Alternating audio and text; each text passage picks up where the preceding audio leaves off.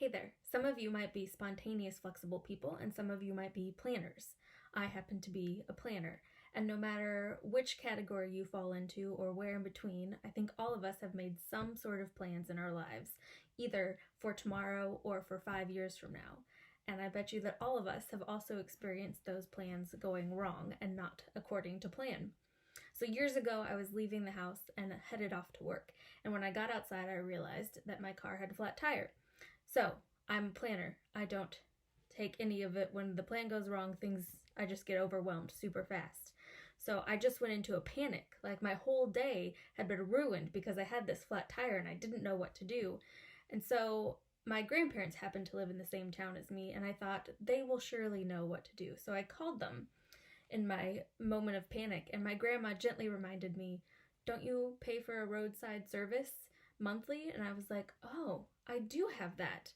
And so she reminded me to call them, and I had completely forgotten about it as my day had been ruined. So I called them, they came out, they fixed my tire, I went on my way.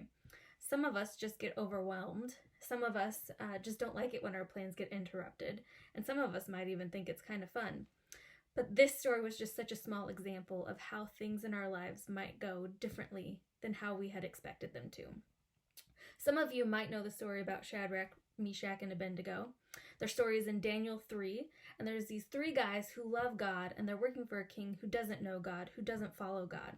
And the king Nebuchadnezzar, he builds this huge statue out of gold, and he decrees that everyone has to bow down to him.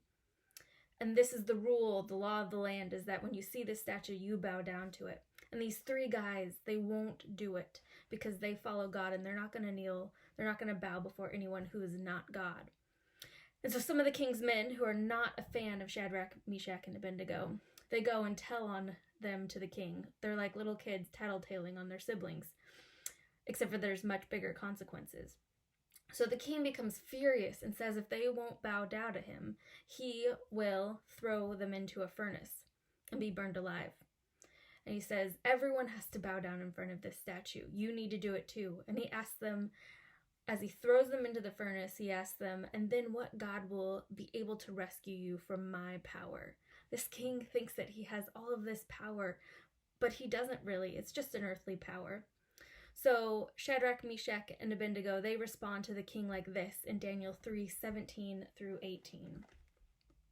They say, if we are thrown into the blazing furnace, the God whom we serve is able to save us. He will rescue us from your power, your majesty. But even if he doesn't, we want to make it clear to you, your majesty, that we will never serve your gods or worship the gold statue you have set up. So these 3 guys, they have no doubt in their minds that God has the ability to save them.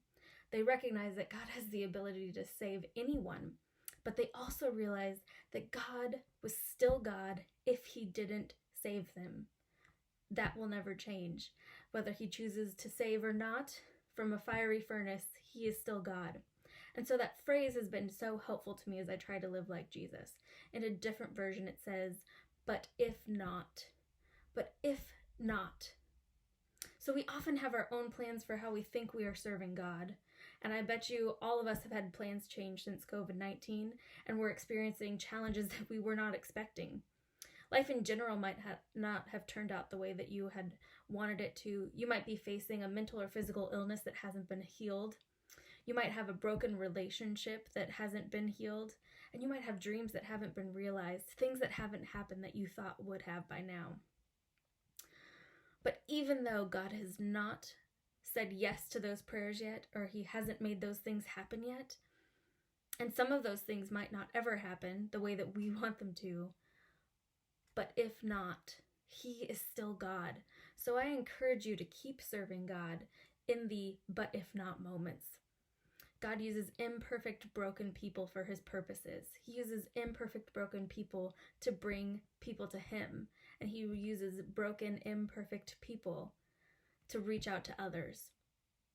So I want to encourage you to embrace the messiness of life, all that brokenness, all that imperfection, and ask God to keep using you even when you feel like you're not good enough, if you feel like he hasn't given you the answers you're looking for, and even when things don't turn out the way that you want them to. Keep asking him to use you because he is still God, but if not, he is always God. He always has the power to save us.